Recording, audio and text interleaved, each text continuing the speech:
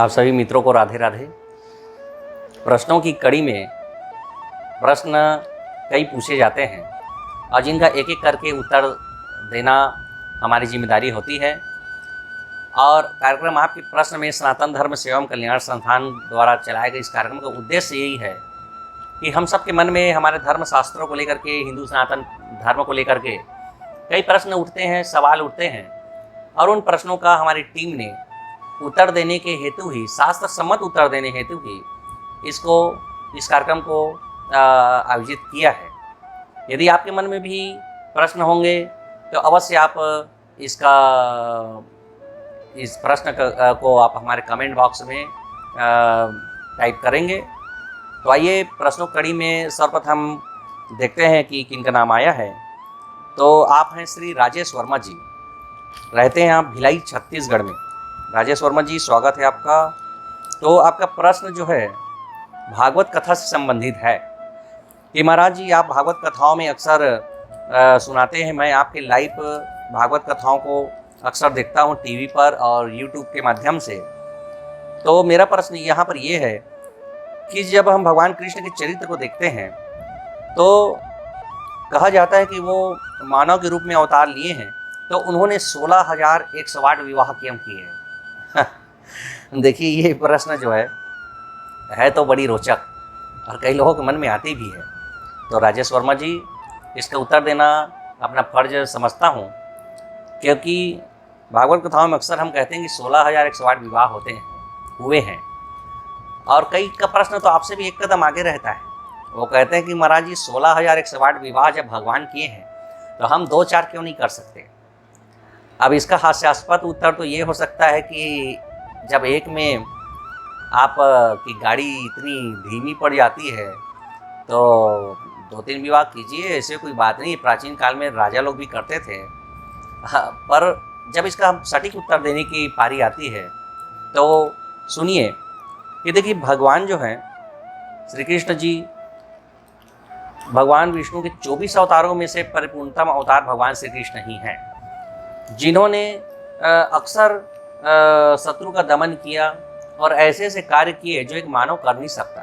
क्योंकि 7 दिन के जब भगवान थे तो 7वें दिन के कृष्ण जी ने पूतना का वध किया था।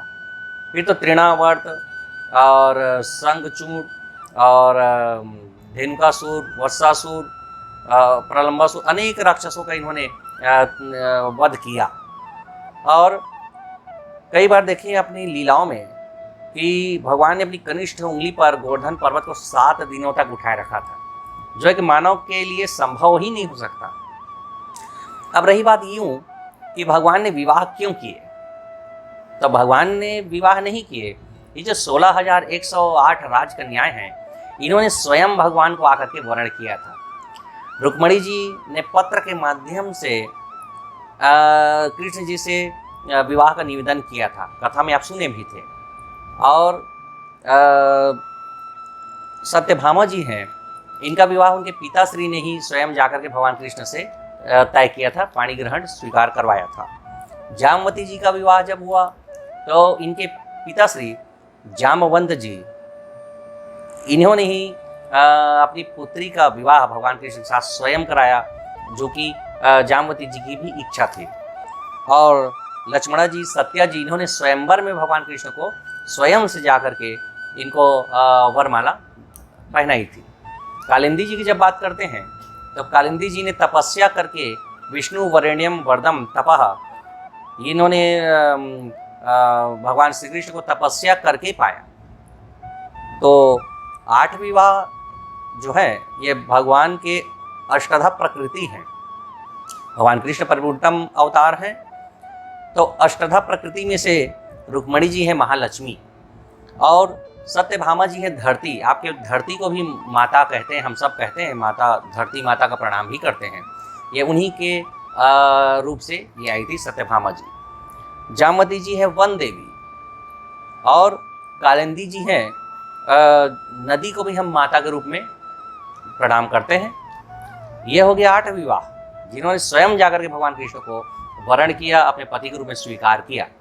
अब रही बात 16,100 विवाह जिन्होंने एक साथ किए, वो कैसे हुए कि भौमासुर नाम का एक दैत्य जो भूमि से वरदान पाया था कि माता जब तक आपके मुख से मारो शब्द न निकले तब तक मुझको भगवान विष्णु भी युद्ध में पराजित न कर सके, मुझको मार न सके।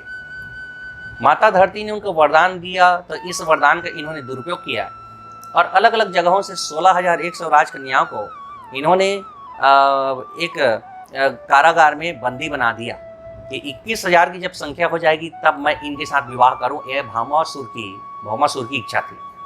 तो भगवान श्री कृष्ण ने क्या किया कि उनकी जो राजधानी थी राक्षस की प्राग ज्योतिषपुर, तो वहां पहुंचने के लिए, और सत्यभामा जी चूंकि भूमि का अवतरण थी तो इसलिए उन सत्यभामा जी को साथ लेके जाना आवश्यक था। तो पारिजात पुष्प को लाने के लिए, पारिजात का वृक्ष लाने के लिए इन्होंने गरुड़ पर बैठ करके जब प्रस्थान किया तो प्राग ज्योतिषपुर से जब पुकार की आवाज़ आई तो भगवान कृष्ण वहाँ उतरे गरुड़ के साथ, सत्यभामा जी के साथ। और वहाँ पर देखेंगे, कथाओं में आता है, भागवत कथाओं में हर बार कहते हैं कि भौमासुर का इन्होंने वध किया। वहीं पर मूर नाम का दैत्य जी इनका साथी था, उनको भी भगवान कृष्ण ने अपने चक्र से इनको मारा। तो इसलिए भगवान का नाम मुरारी पड़ा। मूर नाम का दैत्य को मारे तो मुरारी पड़ा। अब भौमासुर की कैद में जब ये 16,100 राजकन्याएं ये कहने लगी कि अब हमको तो कोई राजकुमार वरण करेगा नहीं, तो हमारे पास एक ही रास्ता बचता है कि इस पहाड़ी से कूद करके जान दे दें। तो भगवान कृष्ण ने सत्यभामा जी की इच्छा से, उनकी स्वीकृति से 16,100 राजकन्याओं को उनकी स्वयं की मर्जी से उन्होंने स्वीकार किया, पाणिग्रहण स्वीकार किया। वो तो दासी के रूप में रहना चाहती थी, पर भगवान ने उनको सही अधिकार दिया, उचित सम्मान दिया। तो ये भगवान की अश्रद्धा प्रकृति तो है ही, और अनंत शक्ति संपन्न परमात्मा की ये 16,100 विवाह इन्होंने अपनी मर्जी से नहीं, स्वयं उन राजकन्याओं की मर्जी से पाणिग्रहण स्वीकार किया।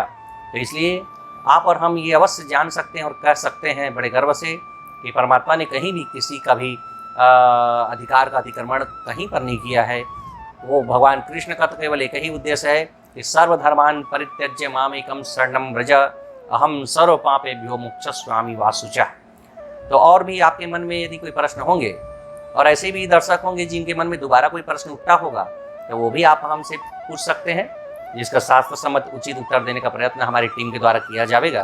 तो आज की कड़ी को यहीं विराम देते हैं। अगले अंक में और भी हमारे बीच जो दर्शक अभी देख रहे हैं और अनेक माध्यमों से जो प्रश्न पूछे जाएंगे आपके द्वारा, तो उन प्रश्नों का पुनः उत्तर देने का प्रयास किया जाएगा। और हमारी इस वीडियो को आप अधिक से अधिक शेयर करिए और लाइक और सब्सक्राइब अवश्य कीजिए। राधे राधे।